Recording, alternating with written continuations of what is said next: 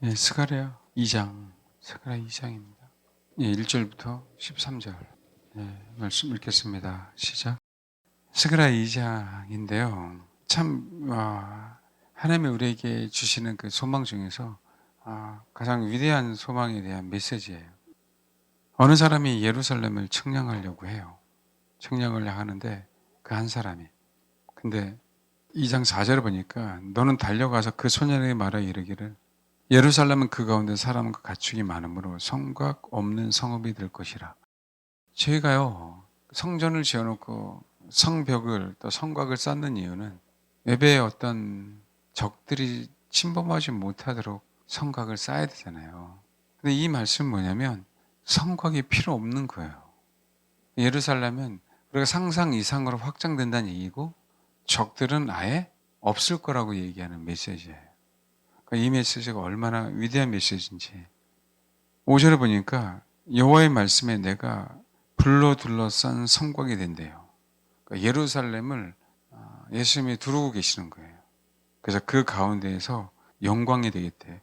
영광이라는 얘기가 뭔지 알겠죠? 예수님이 영광 받으신다는 얘기는 모든 것을 받으신다는 거예요. 그분이 원래 그들의 그 모습, 그분은 굉장히 풍성하신 분이잖아요.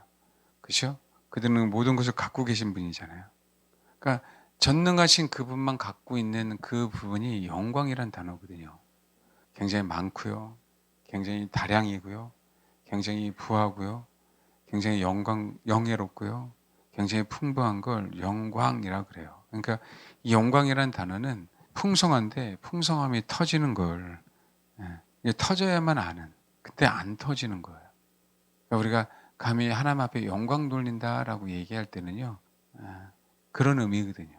하나님의 하나님다움을 얘기하는 거예요. 근데 우리는 그 영광을 사실은 알 수 없어요.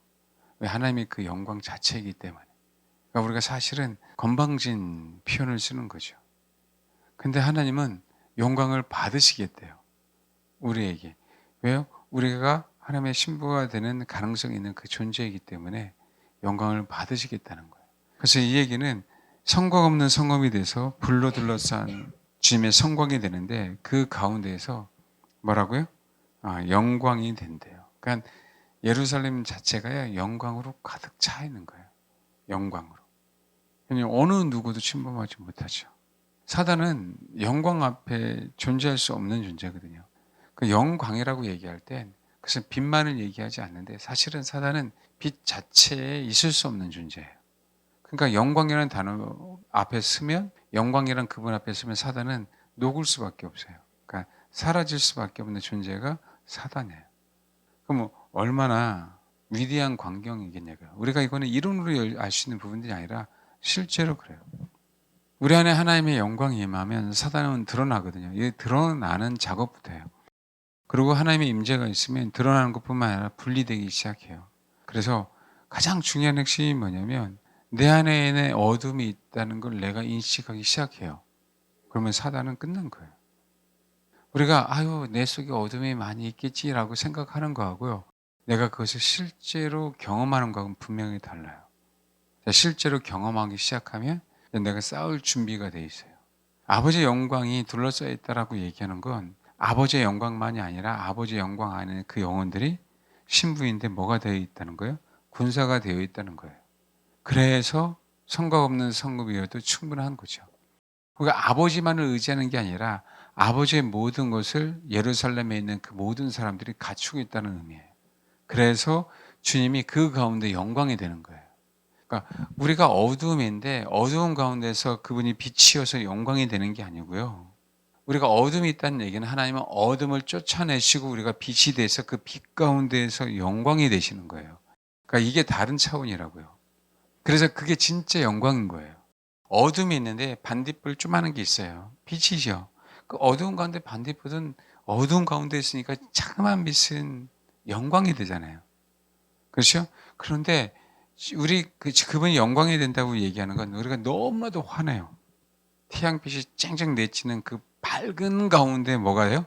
영광이 되시는 거예요. 그 밝은 가운데 어떻게 그 빛이 더욱더 찬란하게 빛날까요? 빛날 수가 없잖아요. 너무 밝은데 어느 빛이 그 빛을 흡수할 수 있냐고요. 그 영광을 영광이라 그러는 거예요. 우리가 다르다고요. 우리는 조금 가지고 있는 것, 저 사람은 어둠이고 나는 약간의 빛이 있으니까 비교가 되죠. 그래서 우리가 영광이 있다라고 생각하잖아요. 그러니까 그 개념이 아닌 수많은 사람들이 충분한 빛을 갖고 계세요. 근데 그 가운데 뭐예요? 영광이 돼요. 그 빛은 그 빛 가운데 더욱더 찬란해요. 그 얘기를 지금 하고 계시는 거예요. 그러면 왜 이 말씀을 하시냐? 왜? 1장을 다시 한번 넘어가야 돼요. 1장. 1장 얘기할 때 지금 드디어 1장 8절에 뭐라고요? 한 사람이 붉은 말을 타고 골짜기 속 화석류 나무 사이에 섰다 그러죠. 근데 여기 봐봐요. 내가 보니까 한 사람의 붉은 말을 타고 골짜기 속이라고 그러죠. 골짜기 뭐라고요? 속이야. 가장 골짜기 가장 밑바닥에 서 계시는 거예요. 이스라엘 백성이 여태껏 하나님이 이스라엘 백성을 다루시는데 바벨론 포로 70년만큼 가장 크게 다루심이 뭐예요? 없다는 거죠. 그걸 바닥으로 표현하고 있는 거예요. 바닥으로. 봐봐요. 애굽은요. 약속이에요. 430년간 그들이 있음으로 말미암아 많은 풍부한 것들을 가지고 나온 큰 민족에 대해서 가지고 나오는 거거든요. 큰 민족이 되어서 작은 족장이 큰 민족이 될 수 있도록 애굽을 사용하시는 거예요. 근데 바벨론이요. 내가 약속의 땅에 와서 아버지의 약속의 백성이 됐는데 뭐 하는 거예요? 완전히 다 무너져서 극소수들만 다시 와서 이스라엘이 회복되기 시작하는 거예요. 그게 아직까지 알리야를 하잖아요. 아직까지 이스라엘 백성이 약속의 땅에 충분히 거하지 못하잖아요. 그러니까 알리야를 계속 하겠다는 거예요. 아직까지도 약 800만 명의 유대인들이 이스라엘 땅에 못 돌아오고 있다는 거예요. 주님의 약속은 돌아오겠다라고 얘기하지만 이게 다른 차원이라고요. 그러니까 애굽의 430년은 우리가 큰 민족이 되기 위한 이스라엘 백성이 큰 민족이 되기 위한 약속을 성취하기 위해서 있었던 부분들이라면 이거는요 우리가 불순종했기 때문에 이스라엘 백성이 불순종해서 완전히 망해서요 완전히 바닥까지 내려간 거예요. 차이가 다르죠. 내가 없을 때에는 고생해도 그게 고생하면서 그래 내가 좀 더 고생하면 큰 돈을 벌 수 있겠지 성공할 수 있겠지라고 생각하는데 내가 정말 많은 거를 가졌다가 아예 뭐라고요? 밑바닥에 빠졌더니 그 밑바닥 속에서 누가 나타났다고요? 그 밑바닥 하석류 사이에서 누가요? 하석류 나무 사이에 한 사람이 붉은 말을 타고 나타났다는 거죠. 바벨론 포로의 마지막 그 밑바닥에 이해하십니까? 이게 뭐라고요? 이게 약속이라고. 이게 약속. 사실 제가 오늘 뭘 얘기를 하고 싶었었냐면 우유부단에 대한 얘기를 하고 싶었어요. 우리 인생 가운데 왜 우유부단이 있냐고요. 지금요 바벨론 포로 70년 동안에 스룹바벨 통해 1차로 귀환한 사람들은요 정말 믿음의 사람들이에요. 모든 것을 다 버리고 다시 고국으로 가야 되는데 이 고국은요 황폐한 땅이에요. 실제로 뭐예요? 개척하는 상태로 고국 땅에 가요. 약속이 있지만요 여러분 그 약속이라고 할 때 하나님이 보여주는 약속이 아니에요. 에스라 보십시오. 올 때 수많은 사람들이 위협에 처했어요. 그 고비를 다 넘겼다고요. 내가 고향 땅에 가는 건데 꼭 미지의 땅에 가는 것 같아요. 그리고 바로 내 앞에 번영이 있는 게 아니에요. 그렇게 왔는데도 불구하고 성전을 20년 만에 지었잖아요. 그러니까 처음 스룹바벨 통해 온 사람은 대단한 용기를 사실은 갖고 온 사람이라고요. 대단한 용기를 가지고. 우리가 우유부단한이라는 얘기 들었을 때 우리는 한번 생각해야 돼 신앙인들은.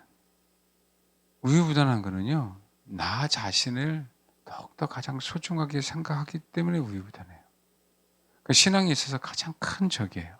그리고 공동체에 있어서 가장 큰 적이에요. 우유부단한 사람이 옆에 있으면 옆에 있는 사람이 힘들어질 수밖에 없어요. 왜 우리에게 우유부단한 게 생기는지 아세요? 자기를 너무 사랑해요. 아닌 것 같은데 아니에요. 사랑해요. 우유부단한 사람은요. 희생하기가 너무 어렵습니다. 성전을 지을 수가 없어요. 이걸 못 봐요. 뭘 못 봐요? 예루살렘이 성곽이 없는 성읍이 되는 그 영광을 못 봐요. 하나님 못 보게 합니다. 우리가 결단하라 결단하라 결단하라 그런 얘기 하잖아요. 주면 말씀을 의지해서 결단하라고 하는 거예요. 내가 너의 영광이 되겠다. 그래서 굉장히 우리 혼이 어떤 준비가 되어 있고 어떤 자세가 되어 있느냐가 너무 중요하다고 얘기했잖아요. 지도자는요, 우유부단하면 안 됩니다. 때로는 선제적인 공격해야 될 필요가 있어요. 저도 옛날엔 그걸 몰랐어요. 근데 그걸 알겠어요. 내가 하나님 앞에 드리는 것도, 하나님이 말씀하시는 것도 선제적으로 내가 내려놓는 거예요. 왜요? 내 인생에 있어서 내가 쥐고 있는 게 중요한 게 아니라, 내가 쥐고 있는 거는 주님이면 좋게요. 주님이 나를 쥐고 계시면 되는 거니까. 아멘? 그래서 내가 쥐고 있는 건 내가 주님을 쥐어야 되기 때문에, 내가 쥐는 것을 그냥 다 뭐라는 거예요? 내려놓는 거예요. 이 연습이 안 되면 마지막에 살아남을 수가 없어요. 정확하게 아셔야 돼요. 우유부단에서 벗어나려면요, 그분에게 올인해야 돼요. 그래야 옆에 있는 사람들이 편해요. 옆에 있는 사람 편하다는 얘기는, 옆 사람이 하나님을 알아가는데, 옆 사람이 하나님의 영광을 경험하는데, 누굴 통해서? 나를 통해서 경험하는데, 경험하기가 쉬워진다는 거예요. 그 한 사람의 헌신이. 앞으로는 마지막 때 과연 저 사람이 주를 위해서 싸울 수 있는 사람이 누군가, 그 사람 옆에 같이 함께 가야 돼요.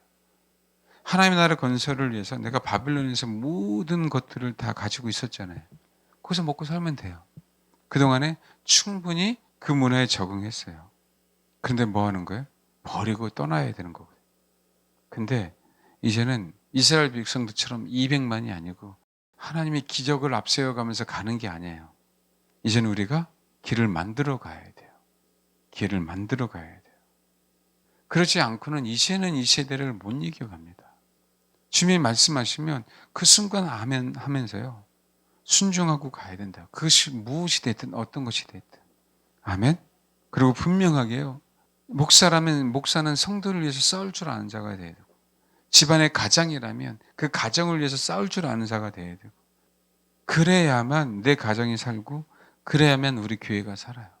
외적으로 보이는 싸움이 아니에요, 여러분. 정말 주를 놓치지 않기 위해서 그 사단이 방해하는 어떤 그 부분들이 정말 여러분 엄청난, 그 상상할 수 없는 방법으로 역사하거든요.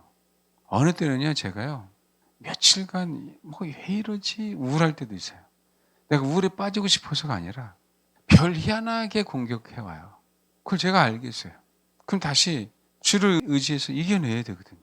그러니까 이 얘기를 어떻게 다 여러분에게 얘기할 수 있나요? 성도들이 힘들게 하는 것뿐만이 아니에요, 여러분. 또 뭔가를 결정할 때도 마찬가지고, 메시지도 마찬가지고. 단호하다는 얘기는요, 굉장히 쉽지 않아요. 그런데 하나님께서 나에게 허락하신 그 성도들 때문에 결단해야 되거든요. 그래서 싸울 줄 알아야 돼요. 네, 왜 그런 현상들이 나타나느냐? 내가 주님에게 올인이 안 돼서 그래요. 올인되셔야 됩니다. 주님에게 올인되면 싸우는 방법을 알고요, 싸울 대상을 정확하게 알아요.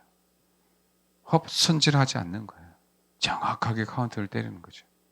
유명한 그 킥복싱 하는 친구들 보면요, 반사 능력이 대단해요. 카운터를 때린다 그러잖아요. 그 눈매가 얼마나 대단한지, 눈매만이 아니라 반사적으로 손까지 나가요. 살짝 피하는 동시에 때리잖아요. 그 법을 이제는 이제 우리가 배워가야 되거든요. 그럼 생활 전선도 여러분 치열한 싸움이잖아요. 이 생활 전선에서 살아남는 것도 마찬가지입니다. 내가 진짜 싸워야 될 때인지 기다려야 되는지. 왜 우리 인생 가운데 바닥이 있습니까? 우유부단해서 그래요. 하나님을 선택하지 않고 누굴 선택했어요? 다른 신들을. 누구 때문에? 나 때문에. 그래서 이스라엘 백성이 망한 거예요. 외부 눈치를 봤어요. 조금 기다리면 되지 않을까? 조금 기다리면 될 것처럼 생각했는데 뭐예요? 우리나라는 벌써 망해버렸어요. 이스라엘은 망해버려서 바벨 포로 내가 지금 뭐하고 있어요? 잡혀가고 있어요. 정말 명심하셔야 돼요. 아버지의 말씀은요, 칼이에요, 칼. 그것도 양면으로 아주 날카로운 칼. 간절과 골수까지 한치 오차도 없이 도려낼 수 있는 칼. 그래야 우리도 살고 여러분도 살고 그 사람도 살아요. 그게 내 본성이 그렇지 않다 할지라도 분명하게 마지막에 이 본성을 바꿔주셔야 돼요. 바꿔야 됩니다. 유능한 CEO는요, 환경을 보고 투자하지 않는다 그러잖아요. 그 사람들은 우리랑 그릇이 달라요. 그렇죠? 보는 시각. 그 시각이 이 보는 시각이 아니고요, 그들만이 갖고 있는 그 감각들이죠. 그게 우유부단하지 않는 거예요. 다윗의 세 용사들 보면 그들은 뭐예요? 백성들하고 분명히 달랐어요. 그렇죠? 싸울 줄 아는 사람들. 자기를 위해서라면 결코 못 싸우죠. 하나님의 나라를 위해서 싸울 줄 아는 사람. 여러분, 내 영역을 지키는 게 얼마나 큰 하나님께서 우리에게 얼마나 크게 요구하는 건지 아세요? 참 신기하게 동물들은요, 자기 영역을 정탐하지 항상. 누가 침범하나 침범하지 않나. 그러면 어떻게 해요? 자기 목숨을 담보로 싸우잖아요. 일단은요, 지더라도 싸우고 봐요. 그러니까 자기 영역을 지키는 거예요. 하나님이 우리에게 허락하신 그 영역들이 있어요. 근데 우리는 그걸 분별하지 못하고 사단에게 자꾸 내어주는 거죠. 여러분 아니에요. 선전포고해야 되는 거예요. 다윗이 그랬잖아요. 저 할례 받지 못한 놈이 무엇이기에, 그렇죠? 하나님께서 허락하신 백성들을 저주하고 있는데도 할례 받은 민족은요 벌벌벌 떨고 있는 거예요. 할례를 받았는데 내 안에 주님이 계신데 양보하는 거하고 달라요. 내가 포기하는 거하고. 마지막 때는 양보가 없어요, 여러분. 마지막 때는 내가 주님께 헌신됐기 때문에, 왜요? 나란 존재는 사라졌고 그분을 위해서만 존재하기 때문에, 그분을 위해서 존재한다는 얘기는 하나님께서 나에게 허락하신 그 영혼을 위해서 존재하는 거예요. 그래서 부모가 그렇게 무서운 거라고, 책임이. 그 목회자가 그렇게 무서운 거예요. 그래서 항상 성경은 싹군 목사에 대한 경고를 하고 있는 거라고. 자기만 배부르는 그 목자들 향해서 경고하는 거란 말이에요. 그들은 결코 천국에 갈 수도 없고요. 정말 그들은요 지옥 아르막에 갈 수밖에 없어요. 왜요? 나 때문에 수많은 사람들이 적들의 포로가 됩니다. 진짜 인식하고 계셔야 돼요. 이건 내가 지도자가 돼서만이 아니에요. 하나님은요 인생을 살아가면서 우리 영역을 넓혀가요. 그렇죠? 결혼하게 하고요. 또 생을 마감하게 하죠. 근데 육체를 허락하신 그 삶 속에요, 어떤 싸움을 싸웁니다. 예수님은요 마귀의 일을 멸하라고 오셨어요. 멸하시려고. 그분은요 이 땅에 싸우러 오셨단 말이에요. 자아가 죽는 거는요 기본이에요. 기본 신앙이에요. 왜? 죽어야만 사단이 나에게 진짜 역사할 수 없다는 걸 알기에 자아를 먼저 죽이시는 거라고. 그러고 나서 뭐라고요? 싸웠어요. 완전히 멸해버리셨어요. 예수님은 그 결단을 내리셨어요. 예루살렘 가면 죽은 거 뻔히 아세요. 마지막 때 정말 여러분 차든지 덥든지 하셔야 돼요. 미지근하면 내 인생도 끝나고 내 주변에 있는 영혼들도 너무 나 때문에 힘들어져요. 그러면요 우리가 그 영광을 못 누려요. 그 영광을. 주님이 얘기하잖아요. 1장 15절에 아니란 여러 나라들 때문에 심히 진노하나니 나는 조금 노하였거늘 그들의 힘을 내어 고난을 더하였습니다. 그러니까 어떻게 돼요? 완전히 대장장이로 말미암아 그 뿔들을 싸그리 없애버리겠다. 무서운 하나님이잖아요. 70년간 포로로 끌고 가게 하신 건 어디 두고, 그렇죠? 그렇지만 70년간 포로로 잡아놨던 그 바벨론에 있는 모든 악한 것들은 다 제거하시겠다는 거예요. 이게 아버지의 마음이에요. 싸워야 될 대상을 너무나도 정확하게 아는 거죠. 여러분 살아나기 위해서는 어떻게 싸워야 되는지, 우리가 어떤 선택을 해야 되는지 잘 판단하세요. 마지막 때 부모를 선택하고 자녀를 선택하고 그러면서 하나님을 선택하고 절대 할 수가 없어요. 때로는 여러분 저 영혼 너무 부드러워, 포기하십시오. 여러분들 그 소리 듣는 게, 제가 또 그 소리 듣는 게 피스메이커라고 그 얘기를 듣는 게 우리의 목표가 아니에요. 우리 성도들이요 싸울 줄 모른다는 건 내가 너무나도 충분히 알아요. 그렇기 때문에 더더욱 싸우는 방법을 배우십시오. 알겠습니까? 우유부단하지 마세요. 저도요 못 싸우는 성격이에요. 말만 이렇게 합니다. 그러나 여러분 정말 주를 위해서라면 여러분 주변에 있는 사람들을 위해서 싸워주셔야 돼요. 여러분 주변에 있는 사람들이 주를 정말 쫓아가려고 하는 사람이라면 저는요 발벗고 나서서 내가 먼저 앞장서서 싸워야 되는 거예요. 여러분들 주님을 알아가려고 애쓰기 때문에 그래요. 그렇기 때문에 싸워주는 거예요. 뭔지 알겠습니까? 이스라엘 백성이 아니면 다윗의 새 용사 나가 싸울 이유가 없어요. 하나님의 백성들이기 때문에. 어떻게 하실래요? 이 마지막 때 별이 희한하게 우리가 생각지 않은 방법으로 공격해 올 텐데 여러분 목숨을 담보로 하고 싸울 수 있겠어요? 정말 진리를 얘기할 수 있겠냐고요. 그들이 굉장히 싫어할 텐데 바른 얘기를 한다면. 다시 한번 말씀드립니다. 우애보다는요, 저와 여러분과 또 여러분 주변에 있는 모든 사람들 다 죽이는 그런 마음이에요. 마지막 때에는 정말 결단해야 돼요. 정말 각오하시고 단호하십시오. 아멘. 성령의 날카로운 검을 가지고 싸울 준비를 하세요. 그 싸울 준비는 그들에게 진리를 외치는 거예요. 근데 문제는 뭐냐면 내 혼이 살아있는 데서 싸우면 문제가 되기에 하나님 우리의 본성을 죽이고 싸우라고 하는 겁니다. 그런데 여러분, 내 본성이 선하게 생겼어. 그것은 선하기 때문에 하나님이 그 사람에게 역사할 수 없어요. 선이 아니라 생명을 취하라고 싸우는 현장 속에 노출시키는 거예요. 근데 그 싸워서 이겨야 된다라고 얘기하는데 우리는 계속 피하는 거죠. 이 핑계대고 저 핑계대고 아직 때가 아니야. 성전을 짓지 않는 거하고 똑같아요. 그러면 여러분 아셔야 돼요.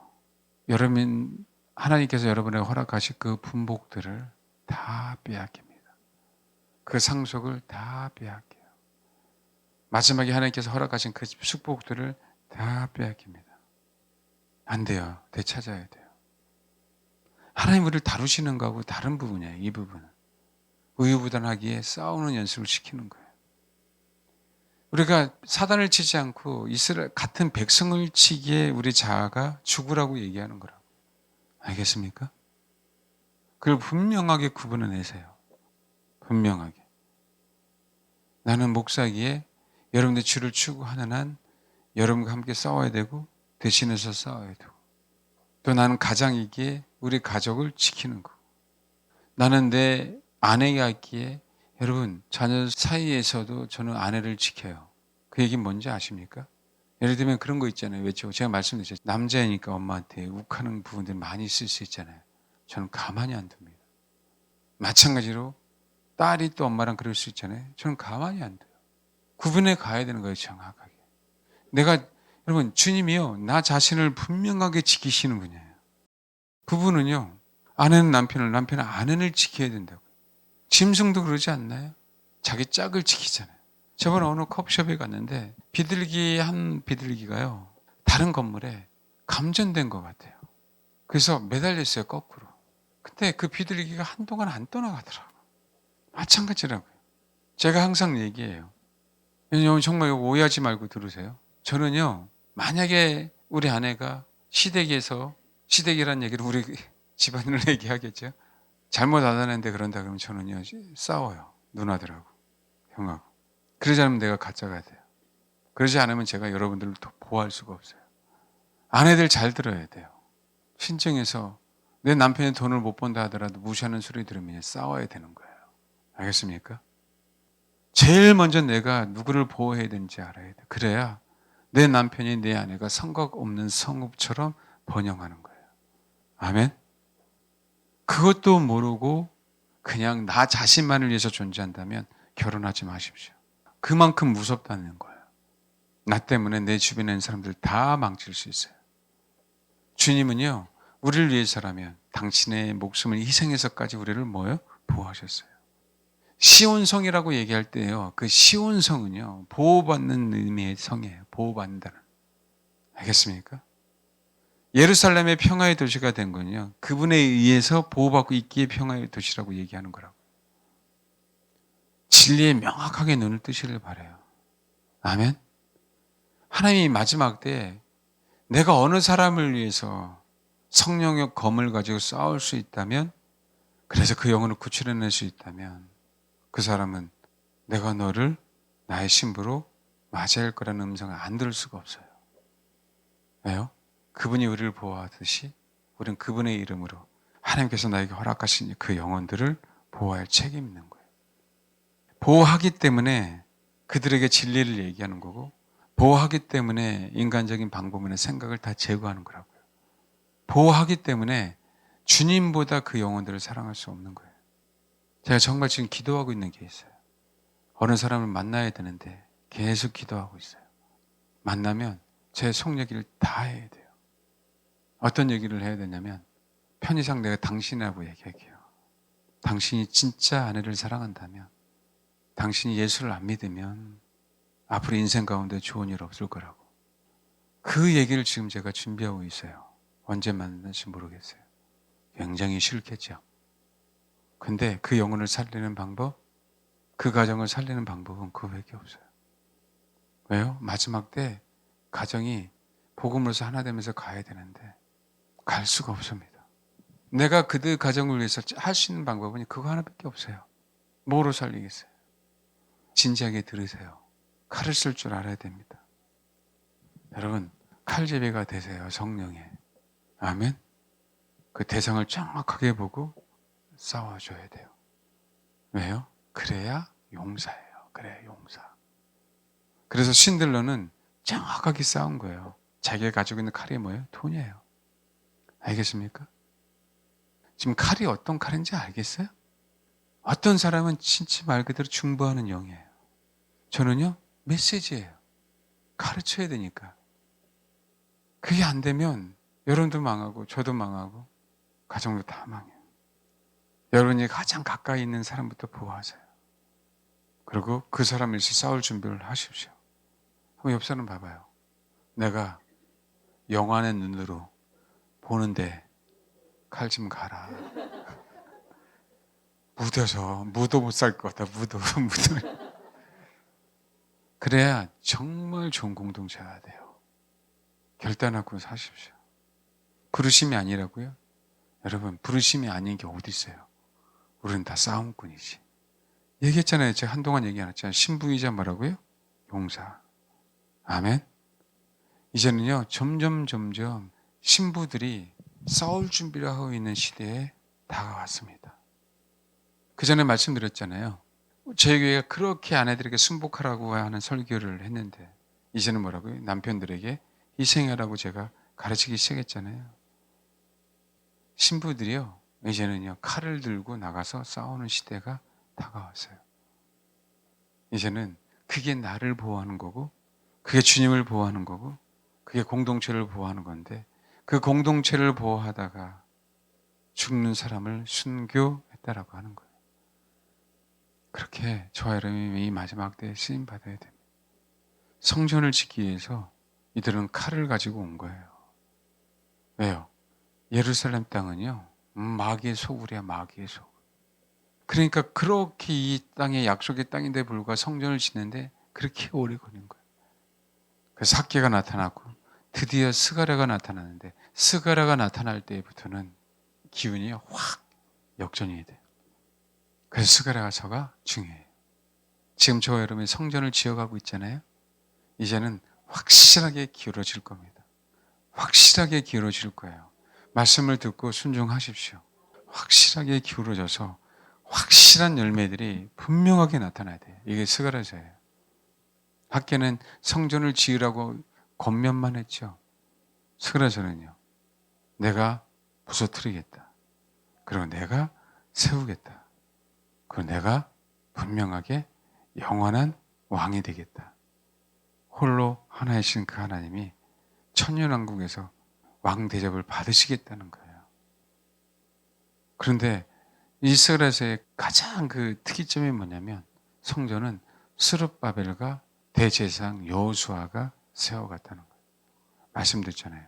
왕과 제사장, 신부와 용사 똑같습니다. 제사장은 신부를 얘기하고 왕은 용사를 상징하죠. 이제는 신부 되어서 내 인생을 살아가면서, 우리 삶을 살아가면서요, 내 옆에 있는 것부터 하나씩 실천해 가십시오. 내가 칼잡이가 되어서 하나님께서 나에게 허락하신 내 주변에 있는 사람들이 편해져야 돼요. 아멘. 그리고 구체적으로 실천하십시오. 구체적으로. 부부관계 문제는 싸울 때 싸우다 그거랑은 문제가 안 돼요. 칼로 물베기니까. 그러나 나 때문에 편해야 돼요. 꼭 그러길 바랍니다. 제가 다른 것 아니에요. 사모님이 친정이 있는데 사람들이 저를 다 무시하고 있는데 거기서 나서지 않으면 저는 엄청나게 부부싸움하고, 내가 못났다 할지라도 마찬가지예요. 내가 우리 아내를 그렇게 보호하지 않는다면 시댁에서, 그렇죠? 엄청나게 화를 내야 되는 거예요. 알려줘야 돼, 신호를. 주님은 마찬가지예요. 이놈의 사단이 내 사랑하는 가능성에 있는 신부를 탐내고 있으니까 멸하겠다는 거예요. 아멘? 그러니까 주님이지. 주님의 마음을 알면은요, 우리가 그렇게 안 할 수가 없어요. 주님이 우리를 어떻게 보호하고 계시는지, 우리에서 어떻게 싸우고 계시는지. 아멘? 그 부분에 분명하게 비침이 오시길 바랍니다. 그 부분에. 그럴 때 하나님이 나를 사용하시는 거예요. 나를. 분명히 하시길 바랍니다. 마지막에 싸움꾼이 되어야 된다. 그동안 그렇게 우리가 신부가 되기 위해서 애썼잖아요. 그렇죠? 신부가 되는 부분들을 포기하지 마시고 싸움꾼이 되십시오. 예. 우유부단하지 마세요. 나는 나 혼자만의 인생이 아니에요. 주님은 나를 위해서 희생하셨어요. 나도 하나님께서 나에게 허락하신 영혼들을 위해서 싸워서 희생해야 돼. 꼭 저와 여러분이 그렇게 마지막 때 공동체를 위해서 준비되어지는 분이 되기를 바랍니다. 예, 기도하겠습니다.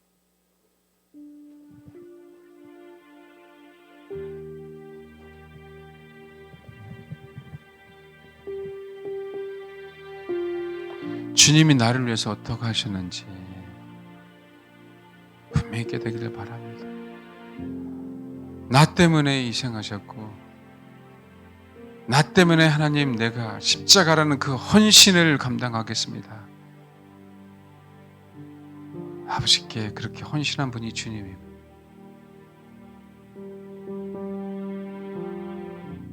우리가 주를 쫓아간다면 우리도 동일해야 돼.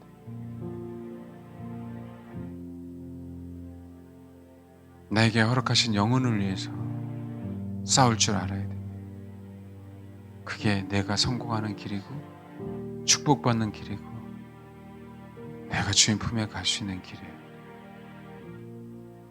그런 각오를 가지고 기도하겠습니다. 하나님, 주님만을 사모하는 그런 귀한 신부가 되게 해주시고 주님께만 예배하는 귀한 제사장이 되게 주옵소서. 뿐만 아니라 주님이 나를 위해서 나를 공격하는 사단들을 향하여 십자가로 싸워주신 것처럼 하나님, 나도 주를 위하여 주님의 나라를 위하여 하나님께서 나에게 지키라고 허락하신 그 영혼들을 보호하고 그 영혼들을 살리기 위해서 성령의 검을 들고 이 마지막 때를 살아가며 싸워서 승리해가는 귀한 주님의 군사들이 될 수 있도록 하나님 역사해 주옵소서. 감사드리며 예수님의 이름으로 기도합니다. 아멘.